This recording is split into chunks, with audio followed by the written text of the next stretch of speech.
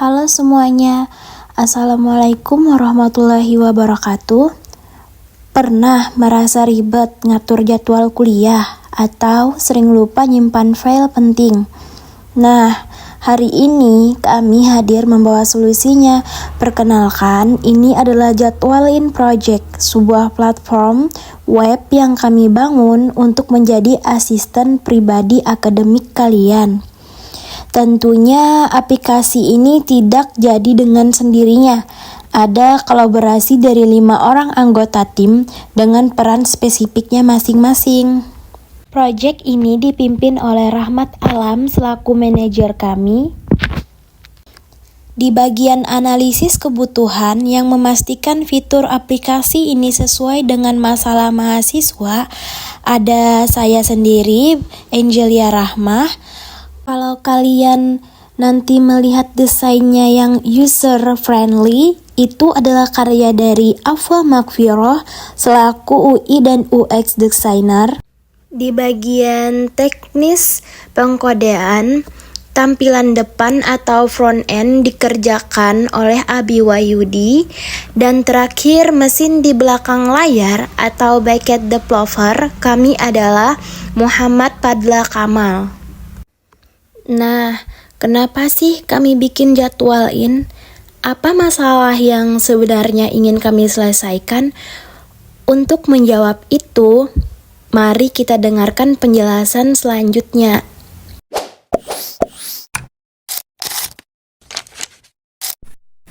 Oke teman-teman, mari kita masuk ke bagian inspirasi dan masalah.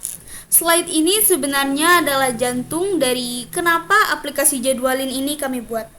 Semuanya berawal dari sebuah observasi sederhana terhadap keseharian kita sebagai mahasiswa.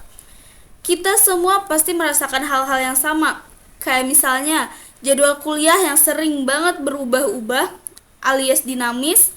Kadang ada kelas berganti juga, kadang pindah ruangan. Belum lagi kalau kita harus menyimpan berkas penting seperti KRS yang seringkali tercecer di tumpukan chat WhatsApp atau folder laptop yang berantakan.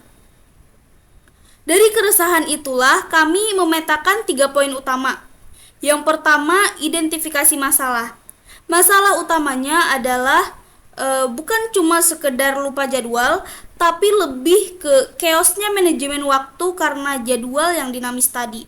Ditambah lagi resiko kehilangan berkas administrasi seperti KRS itu nyata dan sering bikin panik di saat-saat genting. Yang kedua, visi produk. Kami tidak ingin Jadwalin cuma jadi sekedar aplikasi pengingat biasa. Visi kami adalah menjadikannya sebagai pusat kendali akademik. Bayangkan, sebuah tempat di mana kalian bisa mengakses semua kebutuhan kuliah kapan saja dan di mana saja tanpa ribet. Dan yang terakhir, inspirasi kami. Kami terinspirasi untuk menciptakan all-in-one planner yang beda. Kuncinya ada di 3 hal. Yang pertama, ringan digunakan, kedua responsif di berbagai perangkat baik HP maupun laptop, dan yang paling penting adalah sinkronisasi secara real time. Jadi, apa yang kalian update di handphone langsung muncul di laptop. Nah, itulah fondasi dari Jadwalin.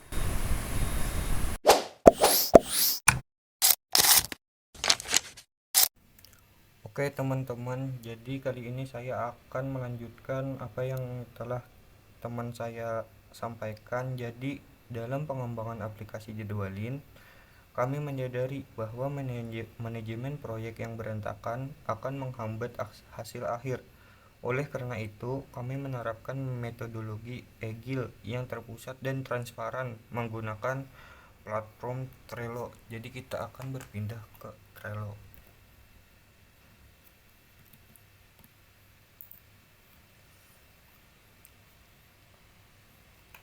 Jika teman-teman perhatikan bukti kerja kami di layar, alur kerjanya sangat ketat. Semua ide fitur awalnya kami tampung di kolom backlog. Dari sana, tugas prioritas akan digeser ke tahap in progress, yaitu di sini.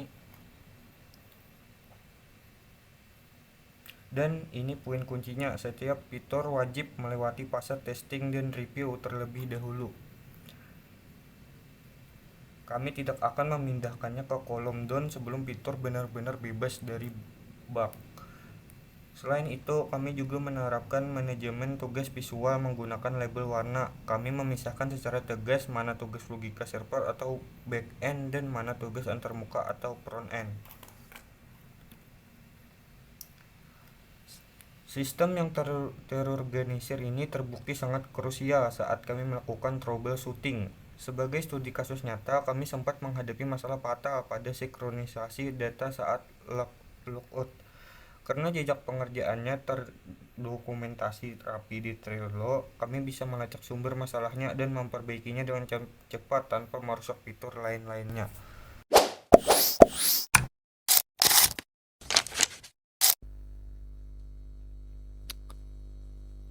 Terima kasih. Saya ambil alih ya. Berbicara dari perspektif full stack developer, tanggung jawab kami adalah menyembatani logika server yang aman dengan antarmuka pengguna yang responsif. Mari kita bedah arsitekturnya satu persatu. Oke, yang pertama itu front end. Nah, sebuah back end yang aman tidak akan berarti tanpa antarmuka yang nyaman. Nah, kami membangun aplikasi ini menggunakan React Native dengan Expo Router untuk menjamin navigasi berbasis file yang stabil dan cepat. Nah, fokus utama kami ada pada dua hal. Yang pertama, optimasi layout. Nah, kami secara spesifik menggunakan komponen shape area view dan scroll view. Ini teknis yang krusial untuk memastikan tampilan aplikasi tidak terpotong oleh notch kamera atau batas layar yang berbeda-beda di setiap HP Android. Lalu identitas visual, kami mengimplementasikan tema warna hijau yang konsisten. Nah, berikut ada kodenya. Nah, untuk menciptakan kenyamanan visual atau eye comfort bagi pengguna yang sering membuka aplikasi. Next, kita lanjut ke backend. Nah, di sisi backend, prioritas tertinggi kami bukan sekedar penyimpanan data, melainkan integritas dan keamanan privasi. Nah, tantangan klasik dalam aplikasi mahasiswa adalah resiko data leakage, di mana akun satu mahasiswa bisa tidak sengaja mengintip data mahasiswa lain. Untuk memitigasi ini secara absolut, kami tidak hanya mengandalkan filter di level aplikasi, kami menerapkan row level security langsung pada arsitektur database. Nah, sederhananya, kami menanamkan kebijakan keamanan di mana database akan menolak permintaan akses apapun kecuali ID pengguna yang meminta sama persis dengan ID pemilik data. Ini menjamin privasi tingkat tinggi. Data profil Anda terkunci secara kriptografis dari akses luar. Oke, lanjut. Nah, pada ESBuild atau Final Result and Development, yaitu ESBuild, ada dua ya, transisi strategis konfigurasi build. Oke.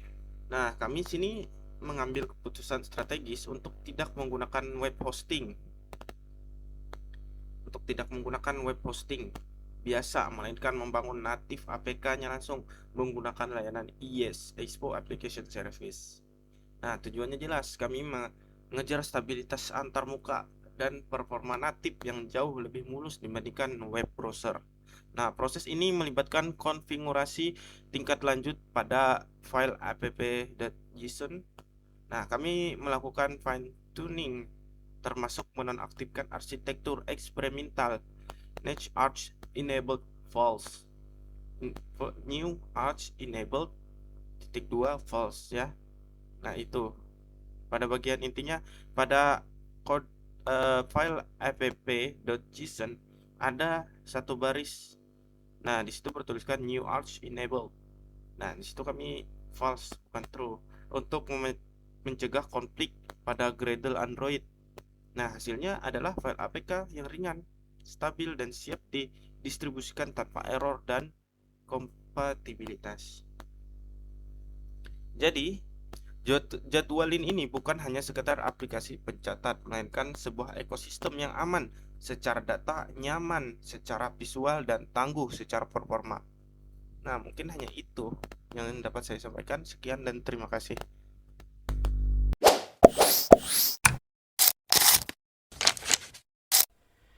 Ya, seterusnya demo project time bersama saya Rahmat Alam sebagai manajer. Jadi kali ini saya akan mendemokan aplikasi buatan kami yang bernama Jadwalin. Mari kita lihat. Nah, di sini adalah menu halaman utama pada aplikasi kami yaitu Jadwalin. Bisa dilihat teman-teman di sini ada ucapan selamat malam. Soalnya saya merecord ini malam, terus ada nama saya sendiri Rahmat Alam. Terus di sini ada hari, tanggal, bulan sama tahun hari ini ya teman-teman sesuai Senin 12 Januari 2026. Terus di sini kami menambahkan ada kata-kata motivasi untuk mahasiswa. Bisa dilihat di sini ada contohnya, hari ini adalah kesempatan baru. Terus juga ini jadwal hari ini misalkan ya, algoritma jam 8.30 sampai 10.30 di ruangan Fakultas Saintek 1.2 bersama Babak Mulyadi 3 SKS. Nah, jadi teman-teman misalkan kalian mau menambahkan jadwal kalian, bisa ketik jadwal ini. Nah, jadi kami ada opsi dua, yaitu menambahkan mandiri atau mengupload. Mengupload KRS yang teman-teman download di website website kuliah kalian gitu, website universitas kalian. Di sini kami menerima PDF, JPG atau PNG. Nah, misalkan contoh ya. Ini misalkan ini kan RKS Akad UIN saya open. Nah, terus proses jadwal. Nah, tapi ya teman-teman, mohon maaf karena kami belum memaksimalkan aplikasi kami ya, jadi sekedar gini doang ya, gak akan bertambah nih. Coba lihat. Tapi kami usahakan nanti akan menambahkan fitur itu sesungguhnya gitu, gak bercanda. Tapi kalau manual bisa. Misalkan manual nih tekan ini. Nah, bisa teman-teman lihat di sini, bisa teman-teman isi nama matkulnya. Contohnya apa ya? Contohnya mungkin MPTI. Soalnya ini UAS MPTI. Terus pilih jam mulai. Jam mulai misalkan kita mulai dari jam 10.30 mungkin. Terus jam selesainya sekitar jam 12 mungkin. Nah, teman-teman bisa ini juga pilih harinya mau Senin, Selasa, Rabu, Kamis, Jumat, atau Sabtu. Jadi kebetulan MPT ini jadwal hari Senin, maka kita anak hari Senin. Terus nama dosennya, misalkan Bapak Rahmat misalkan. Terus ruangannya misalkan di FST 1.3 misalkan ya. Nah, misalkan teman-teman sudah mengisi semuanya, kita simpan jadwal. Nah, ini kan nggak ada kan? Kita harus refresh dulu ya teman-teman. Kita harus refresh di sini. Tapi gara-gara nggak tahu juga, ini misalnya refresh error, jadi kita buka biasa.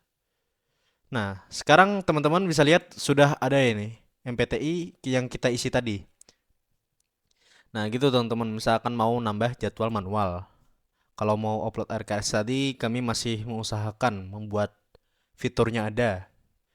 Terus di sini ada catatan juga, misalkan teman-teman ada tugas gitu, biar gak lupa, biar gak numpuk, teman-teman bisa ini tambahkan manual ya. Contohnya misalkan tugas dari MPTI ini kan judul tugasnya mungkin membuat video, terus detailnya tuh teman-teman bisa isi misalkan video kelompok UAS. Terus teman-teman pilih tanggal deadline-nya mau tanggal berapa gitu, misalkan kita tanggal 12 mungkin ya, 12 Januari. Ini tanggal 12. Kita mungkin ke tanggal 16 aja mungkin ya. Nah, teman-teman bisa tambahkan tugasnya. Oh, ini gak perlu di-refresh ya teman-teman. Alhamdulillah ya. Langsung timbul di sini membuat video tugas MPTI batas waktu 16 Januari 2026. Deskripsinya itu video kelompok UAS. Nah, gitu teman-teman. Untuk fitur catatan kami berguna untuk teman-teman yang sering lupa tugas banyak gitu. Jadi bisa kadang lupa atau tertumpuk Jadi teman-teman misalkan ada tugas bisa langsung tambahkan di sini supaya ada catatan dan tugasnya. Terus lanjut ke profil. Nah, di sini teman-teman bisa lihat ada nama saya sendiri, terus NIM saya ini kode 1 ya. Pada saya 24. Terus program studinya yaitu teknologi informasi karena saya jurusan teknologi informasi, terus ada semester 3-nya. Terus versi aplikasi kami yaitu 1.0 karena masih baru ya. Terus mengembangnya tim jadwalin yaitu tim kami. Ya, tim jadwalin namanya. Terus teman-teman misalkan mau edit profile bisa ketik sini ya, teman-teman. Nah, teman-teman bisa lihat ini mau ganti nama, mau ganti program studi ya, tapi bisanya di sini doang. Kalau di kuliah asli gak bisa langsung simple begini ya. Terus sama semester. Misalkan kita ganti siapa ya, misalkan Ryu, soalnya nickname saya Ryu. Terus jurusannya mungkin kita ambil sastra mesin. Sastra mesin. Terus mungkin kita ambil semester 6 kali ya. Nah, contohnya teman-teman misalkan kayak gini, kita simpan perubahan. Nah, ini kan belum berubah, jadi kita harus merefreshnya. Tapi gara-gara sekali lagi merefreshnya jadi error, kita buka sekali lagi. Nah, teman-teman bisa lihat ini sudah berganti namanya jadi Ryu. Tuh, lihat. Nah, program studi sastra mesin semester 6. Untuk NIM ini pas membuat email ya, membuat email. Tapi gara-gara kami belum membuat fitur keluar ini, jadi gak bisa ditekan. Jadi ya gitulah. Apa lagi ya? Mungkin sampai di situ saja dulu demo project time aplikasi jadwalin milik kami, yaitu tim jadwalin. Semoga mungkin presentasi kami dapat bermanfaat bagi kalian semua. Dan jangan lupa tekan like dan subscribe. Terima kasih juga menonton video kami. Semoga aplikasi kami berjalan dengan lancar ke depannya. Jadi bisa merilis untuk mahasiswa, apalagi khususan untuk mahasiswa UIN Antasari Banjarmasin. Ya udah, mungkin sampai situ saja dulu. Saya ucapkan terima kasih. Assalamualaikum warahmatullahi wabarakatuh.